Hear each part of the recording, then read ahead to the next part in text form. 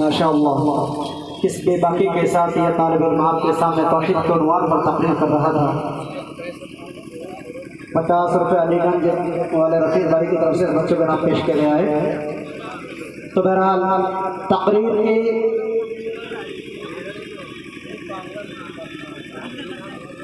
की अहमियत और हिफाजत को किसी शायर ने अपने शेर के अंदर यूँ पेश किया है। खिताबत मस्जिदों में जीनत महराब व मिंबर है, खिताबत मस्जिदों में जीनत महराब व मिंबर है, खिताबत मार्गों में तीर है तलवार और खंजर है।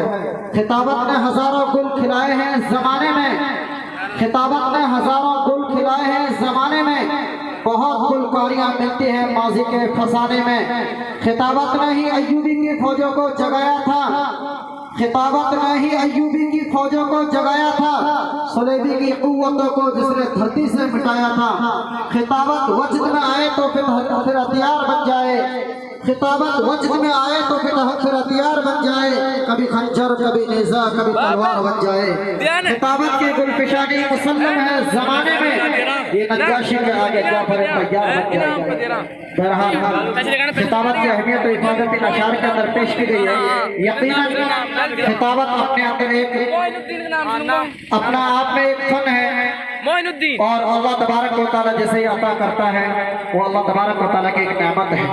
इससे इफ़हाम व तफ़हीम का मादा पैदा होता है, इससे अपनी माफी ज़मीर को अदा करने का एक मलका पैदा होता है और इसकी अहमियत को असल उलमा इकराम महसूस करते हैं कि जिसके पास बोलने की क़ुव्वत है, जिसके पास बोलने की ताकत है, जिसकी जुबान के अंदर बोलने की क़ुव्वत पैदा होती है तो आसानी के साथ में दीन की बातों को बेहतर अंदाज के अंदर आवाज़ तक पहुँचा सकता है।